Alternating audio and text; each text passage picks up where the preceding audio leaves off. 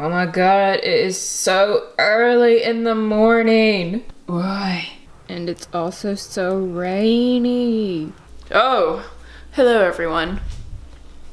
Let's get in some light. I'm looking great right now. So obviously it's very early in the morning, it's raining, and I have nothing to do as of right now. I don't go into work until later, so clearly the best thing to do right now is to, one, scare you guys with this face. I haven't washed my hair in like 5 days. Today is hair washing day, so excuse the mess on top of my head. But we are going to clean my makeup room because I am ashamed to admit that I haven't cleaned it in a long time. And you guys know I've been sick, so it got worse. Yeah, so let's go. Wallace, do you want to lead the way to the makeup room? Alright, so there I am, and there's this room.